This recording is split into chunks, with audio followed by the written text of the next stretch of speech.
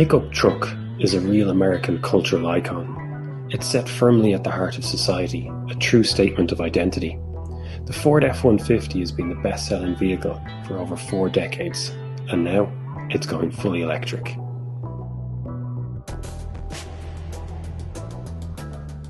Hello and welcome back to another episode of EV Platform. My name is Blake Boland from EV Life Ireland. And my name is Derek Riley from EV Review Ireland. And today we are looking at what really is a cultural icon in the US, the Ford F-150. And they've just released the Lightning, the all-electric version of it. But today what we want to do is really take an international eye to this vehicle. Yeah, we're going to be looking at it from our side, from across the water here in Ireland. Both Blake and I are based over here. But we're going to be talking to Steve from Plug and Play EV, based in Boston. He's a UK native, but he's been living in the US for over 10 years. So he's going to be on the channel. We're going to have a chat with him. And make sure you can, we'll put a link to his channel in the description. Make sure you give him a subscribe, but also give us a subscribe and like the video. That we'd really appreciate it.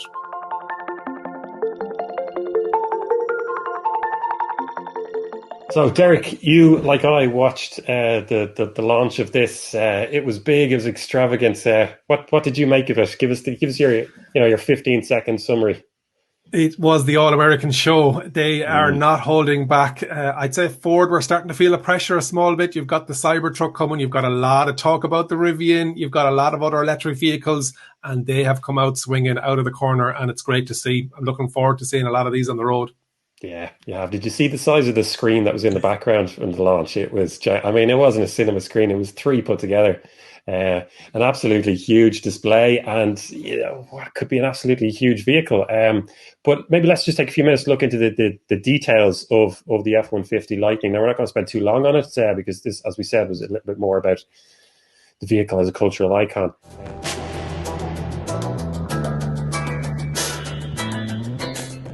So yeah, let's look into some details on the specs.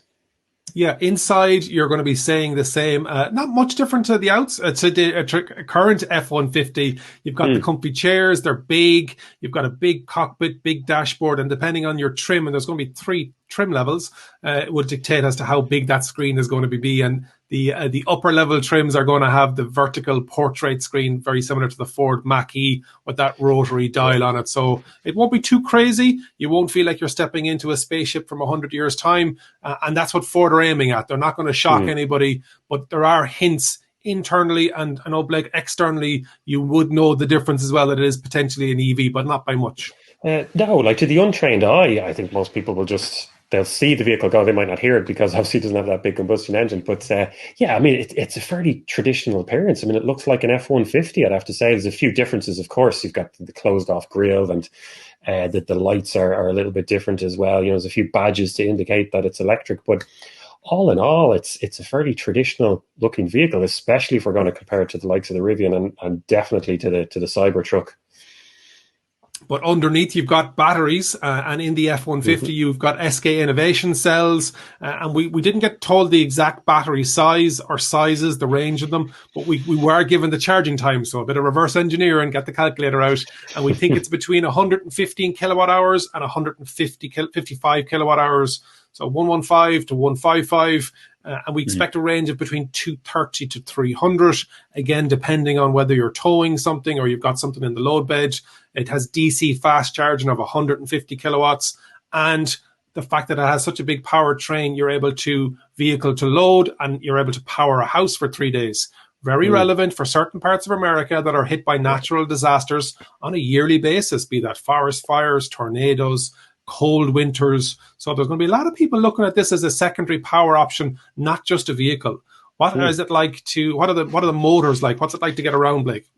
Yeah, a couple of motors really. So you can send power to all the wheels. So this will be an all-wheel drive, and as a working vehicle that's going to go off-road a lot of the time, that's hugely important. And these motors are pretty powerful. You're looking at 563 horsepower, I think it is, turning out 775 pound-feet of torque. So this will be an extremely strong vehicle in terms of towing capability, but also very fast. Like, Derek, this is going to have a 0 to 60 time in the mid 4-second range, like definitely under 5 seconds. You really can't underestimate how fast that That is like it is. Derek, you looked this up before. Is this going to be one of the faster F-150s? This is going to be the fastest F-150s. And for There those you go. die-hard F-150s, and this is unpatriotic, etc., once we sit them into this, once we put the pedal down, they will be changed. And as we know, as EV drivers, that torque, that instant torque, it is addictive. Oh, isn't it? Yeah. I was talking about the range, and if you have if you're towing something, the versatility of the F-150 Lightning is going to be great. It's going to have, depending on the battery size, you'll have between 7,700 pounds worth of a towing trailer capability on the standard range battery, and then if you go for the extended range battery, it's going to have a 10,000 pound capacity weight on that. And technology built into the F-150 Lightning, you will have the ability of the system itself would know what the weight is being carried in the bed in the back and also on the trailer, and it can work out it can work out what knows what the estimated range will be depending on the weight. So really good technology there. Other things as well, and Blake, you were looking at the frunk. Yeah, it's pretty good. Like, to our intents and purposes, this is almost identical to the traditional F-150. Your 5.5 bed and the 4-door, but the frunk is quite different. This is a gigantic space that I think is actually bigger than the boot of my own car. The frunk is 400 litres. Like, it's got plugs in it. It's a fantastic feature. It's a mega power frunk, is what they're calling it. Yeah, you have 4 sockets and 2 USBs in the front, 11 sockets in the cab and the rear bed, 240 volts. You can power your house, as we said, for 3 days, but power tools, tailgating at football games or any kind of sporting occasion, running a picnic, running lights on your site. The versatility is going to be amazing. And Derek, how much is it going to cost us? It's starting off at just under $40,000, which is a really nice price point, and it seems to be one that everybody's trying to get in under. Cybertruck is aiming for around that price point as well, so that seems to be what the American is happy to pay for a pickup, so they know that they can't go crazy. It's different to the regular electric vehicles that we can see over here in Europe, but even also in America, they've always been priced higher than their traditional combustion engine. But this one now is coming in at a price point where there's nearly price parity as well. So it's great to see it. Yeah. But I'm conscious now, Derek, that the two of us have been sitting here talking about the Ford F-150, this US cultural icon. But let's face it, the two of us are based in Ireland. I'm not even sure I've ever seen an F-150 in the flesh. So there's a certain amount of kind of naivety to our opinions on this. So it could be a good time to get Stephen involved, who is based in the US, has a lot more experience than we do. Yeah, so Steve is based in Boston, has a YouTube channel, Plug and Play EV. I've been a subscriber for a while now. Really like his content, so let's get him on the channel to see what he thinks about the Ford F-150 Lightning.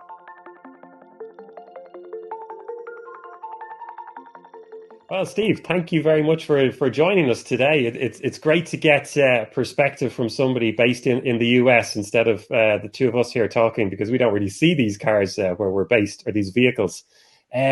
Steve, can you just tell us about yourself just for a few seconds? You've got your own YouTube channel, and then we've got a couple of talking points we want to put to you after that, if that's okay. Yeah, absolutely. So I am a UK native, but I have been in the US for over 10 years now, so I have a fairly good handle on what we see driving around on the roads. I started Plug and Play EV, a channel dedicated to electric vehicles, but we're on the same roads as these big trucks, so we have an idea about truck culture, and that's, I guess, why hopefully I can help you guys today. Yeah, well, you said it there. You said truck culture yourself. So tell us a little bit about the cultural significance of the Ford F-150, which we don't get here. But tell us a bit about that. Yeah, I mean, it's huge. It's been the best-selling model for over 4 decades, which I can't even imagine there's anything similar in the UK and back home. It spans the lifestyle, from work trucks to luxury trucks, family haulers.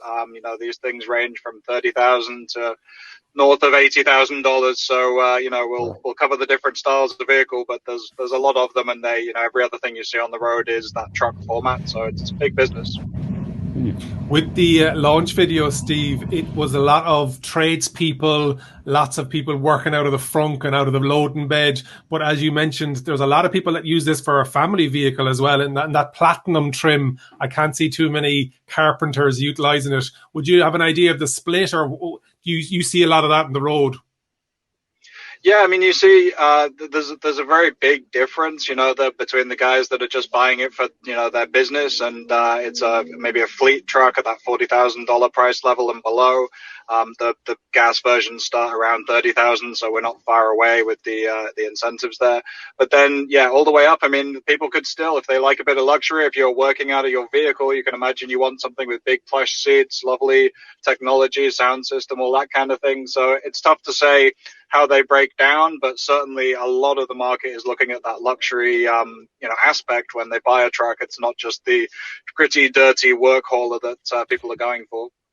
Yeah. Okay. And I see you're sitting there in a lovely EV, charging up at a fantastic Electrify America station. But in the background, I'm seeing every second vehicle going by it being one of these trucks going in there Yeah, I to mean, fuel up. Like, it's tell an me a little bit. opportunity to see, it gives you a spot kind of survey. It's not scientific, but it's not hard to find a truck, every one that you pull out. On the way driving down here, I saw like maybe every other vehicle is a truck, and then maybe 10-20% of them are hauling. So there's a lot of uses for these things, and people Yeah. have every. Yeah. And I see them, pulling up to a gas station, as you guys say there.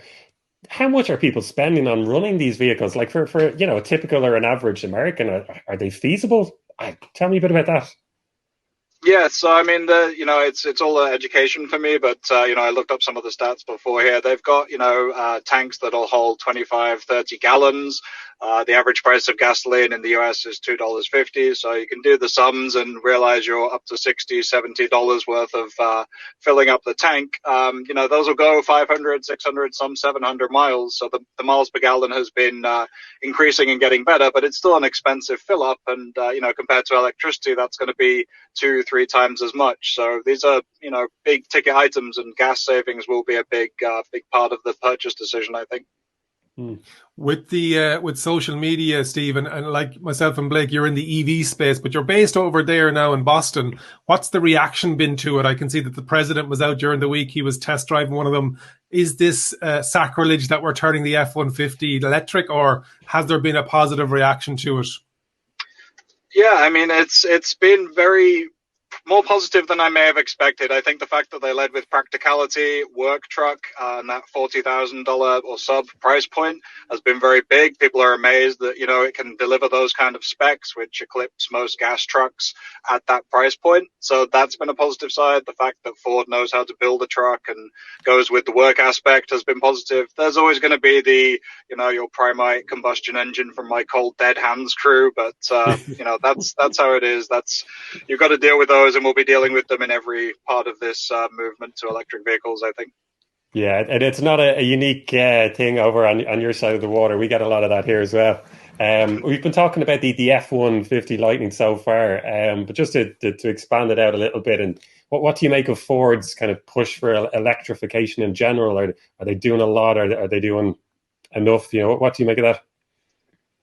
Yeah, I mean, I've been critical in the past that they, have led with electric exhibitions and really not had anything on the roads. But I think, electrifying their two key brands, taking the Mustang and making that an electric SUV, for all the criticism it's received, it's been a very, very effective marketing tool. And the same with the F-150. This is the key vehicle for this company in a lot of ways, and electrifying that, at the price point they've got with the specs, it's a statement of intent. And more and more they impress me. There are some questions over there how good their electric technology is and how good their batteries will be. But in most points, I think they're checking off the list, and people are getting more and more convinced that Ford is a player in this space now.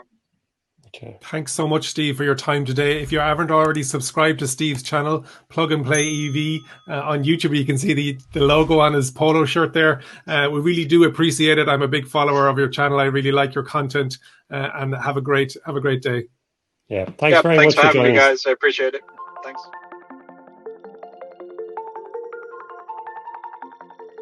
Thanks to Steve from Plug and Play EV. It was great to have him on the channel, and we look forward to future collaborations. Now, Blake, competition. Who is this going up against? Is it the Cybertruck? Is it the Rivian? What are your thoughts? You mentioned the Cybertruck and you mentioned the Rivian, but you know what springs to mind? The Porsche Taycan. Now, I'm not saying that people are going to buy this over the Porsche Taycan. What I mean is that when the Porsche Taycan came out, this was the Tesla killer, that tired, jaded old phrase. But it turned out that it was actually the 911 killer. It was really eating up a lot of sales from the 911. And I'm thinking that this may well just eat up the sales of the combustion counterparts. There'll be a lot of people there. Okay, they have the option of the Cybertruck and the Rivian, but I can see a lot of people now have been convinced, going, geez, that's faster. It's got more functionality. I don't need 900 miles range. This will do me. And like you're talking about close to 1 million sales per year.